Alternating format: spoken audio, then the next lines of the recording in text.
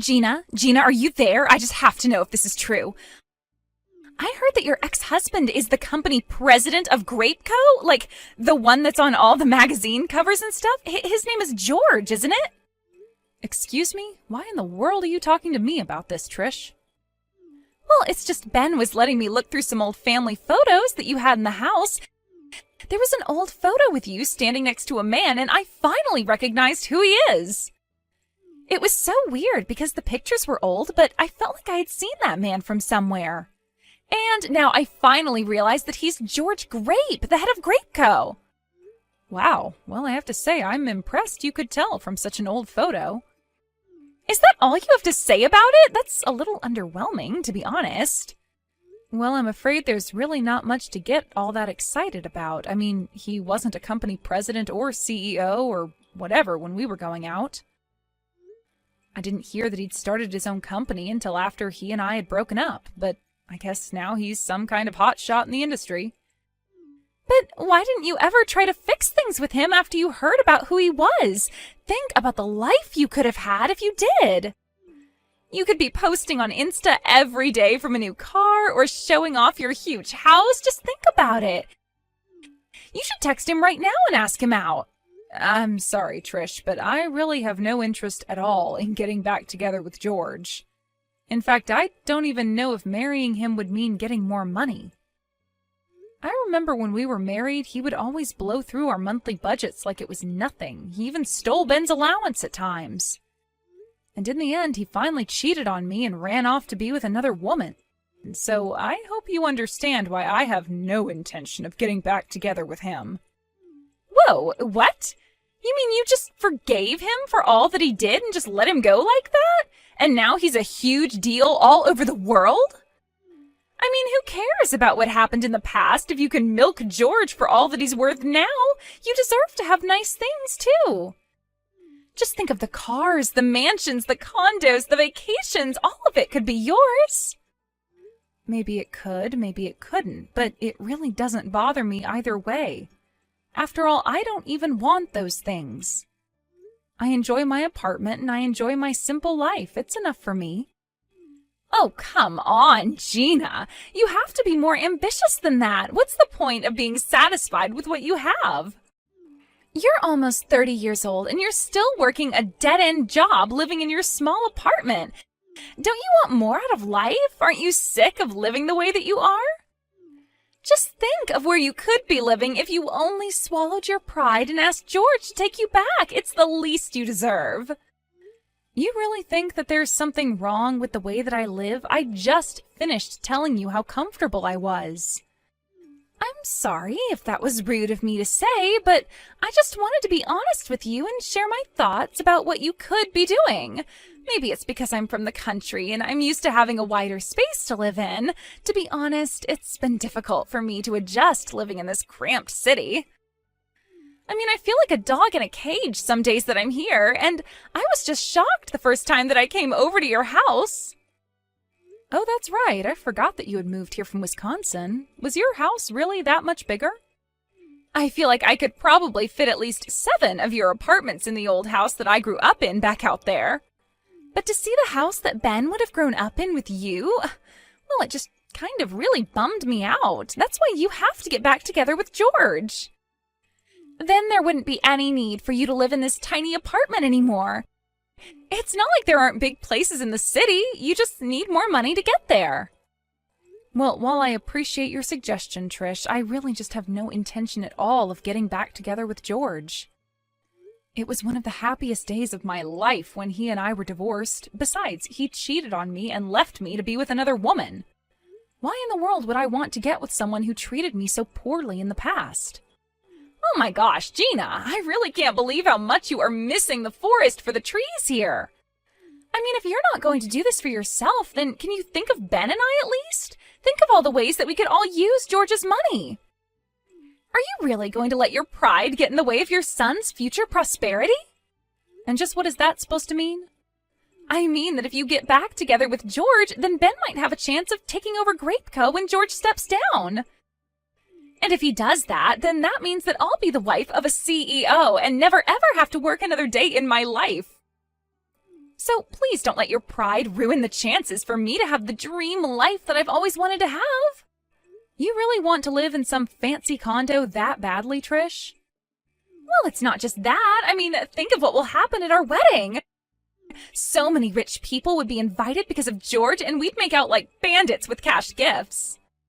Trish, I really don't think that you're thinking about this realistically. I mean, do you not think you're taking this fantasy just a little too far?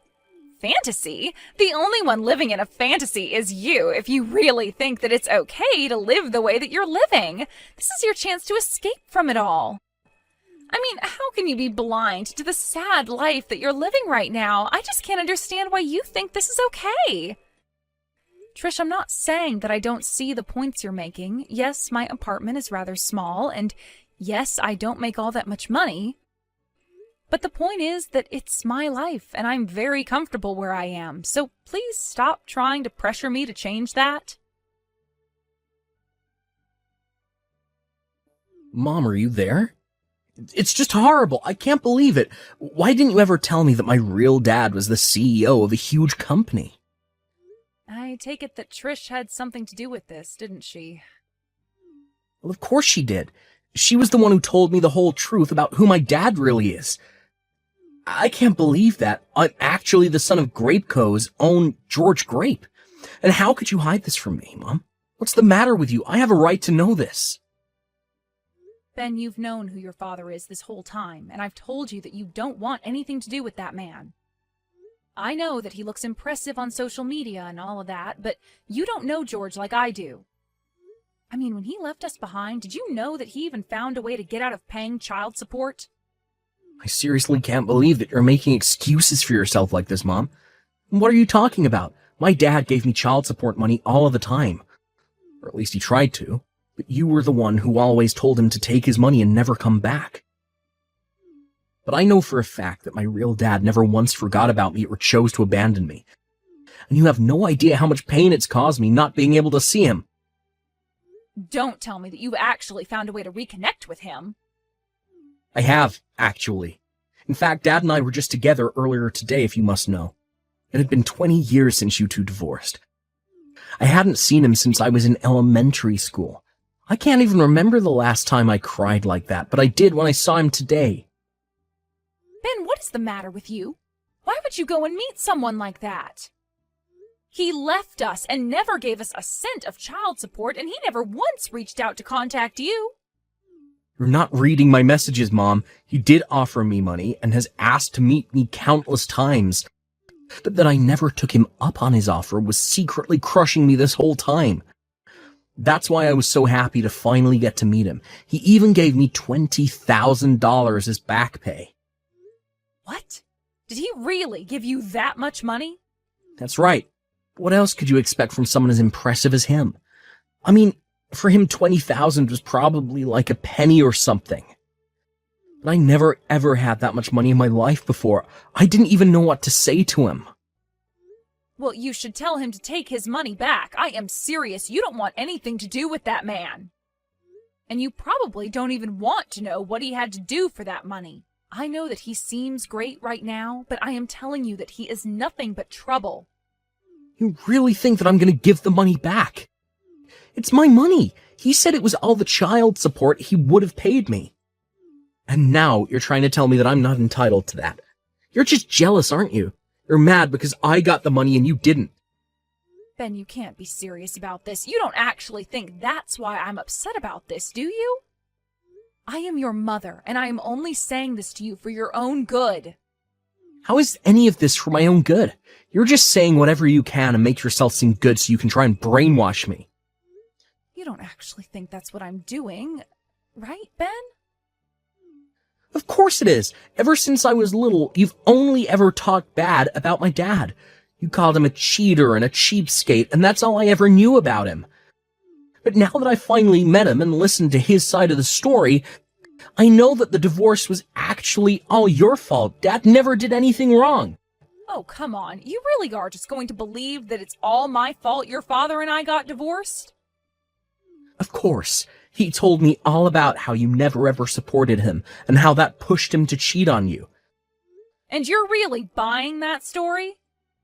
Dad told me it was always his dream to own his own company, but that you were always shooting his ideas down and telling him to give up on his dreams and get a real job. You made Dad feel cornered and alone, so it's only natural that he would resort to cheating on you the way that he did. And yet you still had the gall to play victim. That's why Dad finally realized that it was hopeless trying to fix things with you and ran off. I can't believe that you're really buying all of this. I thought you were smarter than this, Ben. All you had to do was be a good wife and help Dad chase his goals. But instead you chose to run him off, and that's why you have the life you have now. This is what you get for not being there for Dad when you should have been. Is this all what George told you? Ben, you cannot believe a single word that man says to you. I gave birth to you. I raised you on my own for 20 years, and you really think that I've been doing it all to hide the truth about your father from you? You really want to try and play the mom card now? You're nothing but a poor old lady. It's all your fault that I grew up in a broken home with no father. You should have been there for him, but instead you got mad over an affair you forced him into. I could have been next in the line to take over his company. And just what is wrong with the life I gave you growing up? I never remember you complaining about anything when you were a child.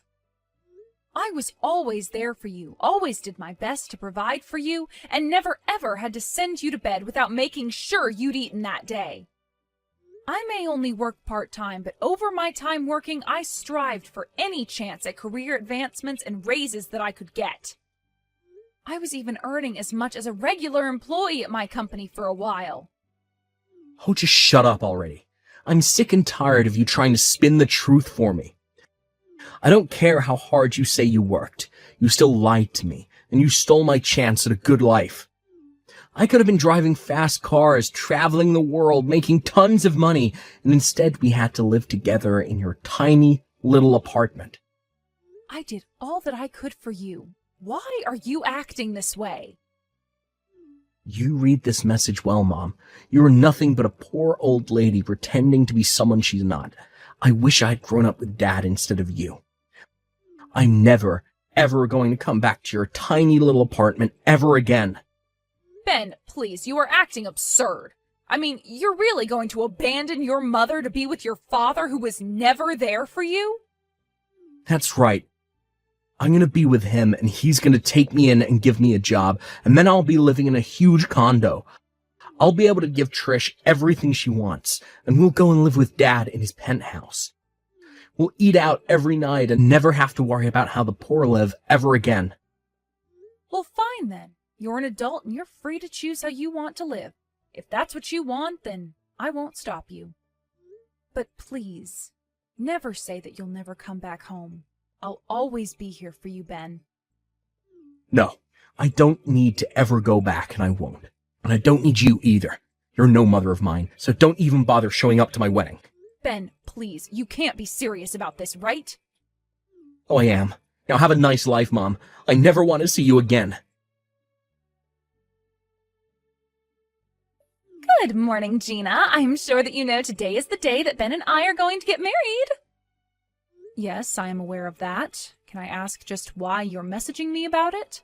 Well, it's just that Ben wanted me to remind you that you aren't welcome at our wedding.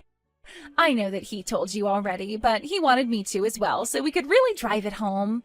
Just so you know that we aren't joking, and you better not be there. So you mean that you're really okay with this too? You don't care at all that your mother-in-law is banned from your own wedding? Of course I'm fine with it. I have no issue with that at all. In fact, I never wanted you here in the first place. Do you have any idea how embarrassing it is to think about just how poor my mother-in-law is? And so you two are still so convinced about how poor I am, huh? And you're still trying to convince yourself that you're not? Just seeing the state of your house, it was too obvious. But I'm not going to hang around and let my marriage be weighed down by a poor old woman like you.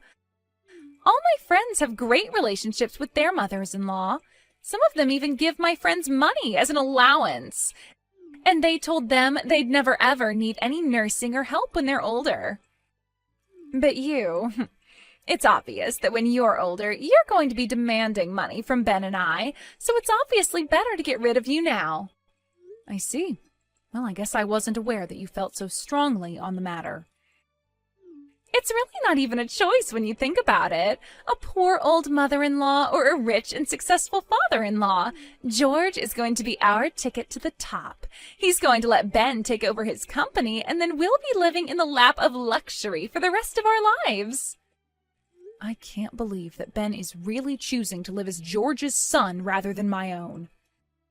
Are you really? I'm not. I'd make the same choice if I were him.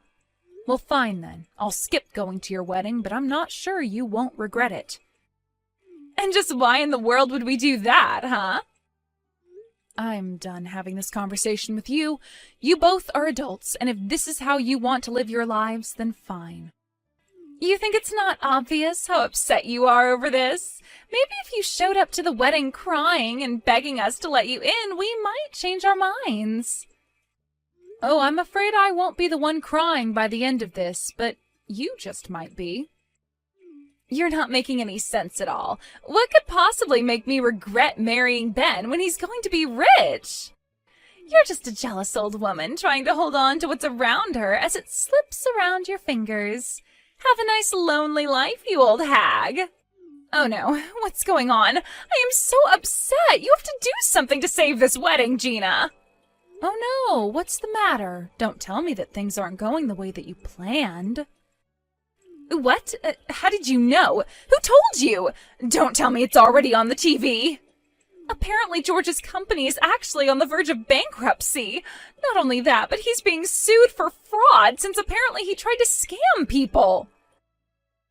Yeah, I did hear about it on the TV, actually. I heard that George is being accused of swindling people out of $60 million.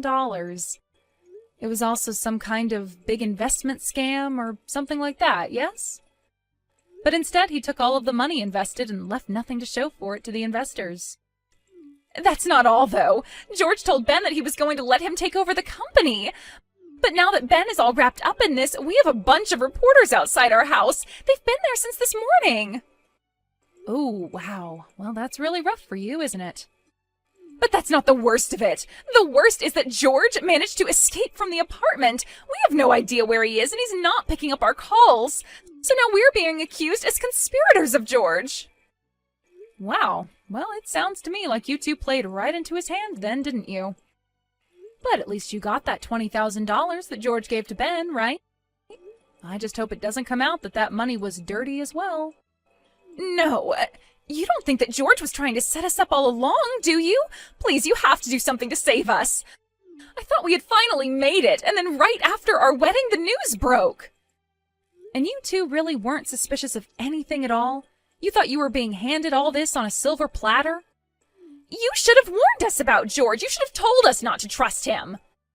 How many times did I tell you why George and I didn't work out? I told you that he lied to and cheated and stole from Ben and I and then ran away with another woman. I told Ben not to take George's money and not to listen to a single thing that liar had to tell him. But you two were so happy at the prospect of a little money and were so quick to blame me for all of your troubles. You two wanted it this way, and now you have to live with it. But don't you dare say that I didn't do enough to warn you. So, good luck. Sounds like you both are going to need it. Good luck? Is that really all you have to say to us? You're really not going to do anything to help us at all?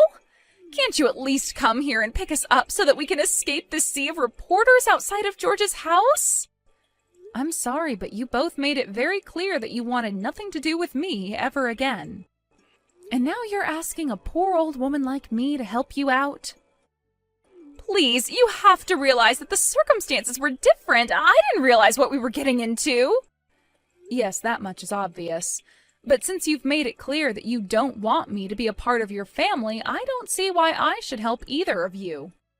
I did my best to warn you, did my best to be honest with you about my intentions, and all I got back for it was insulting words and a betrayal by my own son. You tell Ben that he'll always be my boy, but that he is going to have to work his own way out of this.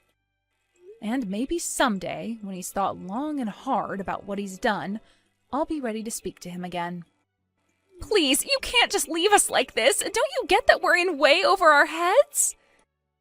How can you say that you love your son if you're not going to come and help us right now? How can you just leave us like this? Please, Gina, we're supposed to be family. You can't do this. You need to come here and save us. It was a couple days later that I saw on the news that George had finally been caught and arrested for all his crimes. He had run back to his hometown and was hiding in his childhood home when the police found him. Apparently, the person who had given him up was actually the very woman that George cheated on me with. She had also gotten caught up in his schemes and wasn't about to go down alone. George and Trish continued to beg me for help, but as George's trial continued, it came out that the two of them really did have nothing to do with what happened. The two of them, however, came under intense criticism online as it was revealed in the trial that they abandoned me because they thought George was wealthy. And before long, just about everyone knew who Ben and Trish were and what they had done. With no home to go back to and no dream job as a CEO, the two of them decided to pack up what they had and flee town. I haven't heard from Ben since then, but I know that when he's ready, he'll find me.